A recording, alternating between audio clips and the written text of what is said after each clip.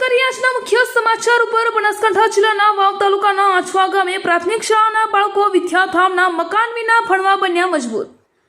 જેમાં 2018 થી કોના પાયે હજુ સુધી મંજૂર થતું નથી વિદ્યાધામનું મકાન। જેમાં સરકાર ભલે ઢોલ વગાડીને શિક્ષણની ભરપૂર સુવિધા બાબતે વાતો કરતી હોય, પરંતુ બનાસકાંઠા જિલ્લાના વાવ પથકની કેટલીક શાળાઓ સરકારની પોલ ખોલી નાખે છે। ત્યારે વાવ તાલુકાના આછવા ગામે આવેલ પ્રાથમિક શાળા વર્ષ 2018માં ડેમેજ થતા હરાજી કરી મકાનો તોડી પાડ્યા હતા, પરંતુ હજુ સુધી નવીન મકાનના બાંધકામનું ટેન્ડર જાહેર કરી શાળાના મકાનનું બાંધકામ કરવા તંત્રને કયો ગ્રહ નડે છે, એ સવાલ લોકોના મુખ્ય ચર્ચાસ્પદ બન્યો છે। અને આ મામલે ગ્રામજનોએ મીડિયા સમક્ષ રોષ ઠાલવતા જણાવ્યું હતું કે અમોએ તંત્રને વારંવાર રજૂઆત કરી હોવા છતાં કોઈ સાંભળવા તૈયાર નથી, માટે સરકાર થોડું શિક્ષણ બાબતે ધ્યાન દોરે અને શાળાનું મકાન 2018થી આજ દિન સુધી ન બનતા શાળાના બાળકો ક્વાર્ટરના મકાન બહાર ભણવા મજબૂર બન્યા છે, તેમજ બાળકો હવે બે પાળીએ શિક્ષણ ભણવા મજબૂર બન્યા હોય। આ ગામમાં પ્રાથમિક શાળાનું નવીન મકાનના બાંધકામનું ટેન્ડર હવે ક્યારે જાહેર કરી બાંધકામ શરૂ કરાવે છે કે પછી શિક્ષણની બાબતમાં સરકારને કોઈ રસ નથી, એ તો હવે આવનારો સમય જ સાબિત કરશે।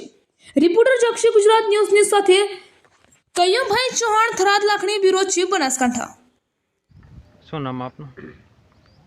ગણપતભાઈ મૂળજીભાઈ જોશી।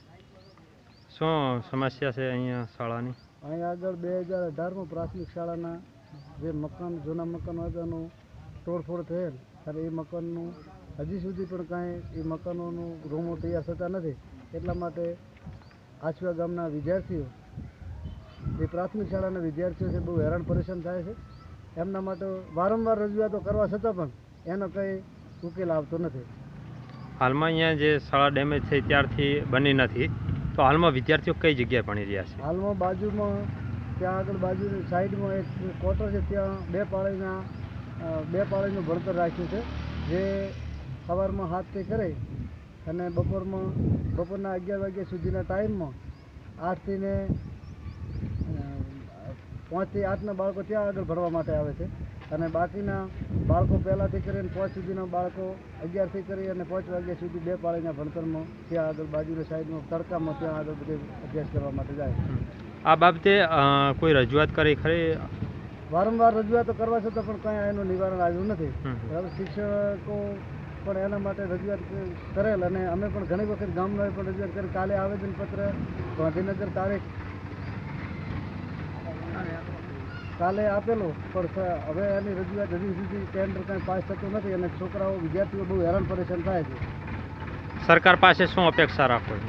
સરકાર પાસે આ અમારા બાંધકામ માટે નવો આ ટેન્ડર બહાર પડે એટલે આ મકાનોની રજૂઆત થાય અને હેરાન પરેશાન જે થાય છે વિદ્યાર્થીઓ હેરાન પરેશાન ન થાય એના માટે બાળકો બહુ હેરાન થાય છે, અને તડકામાં બાળકો એનાથી બીમાર પણ થઈ જાય છે।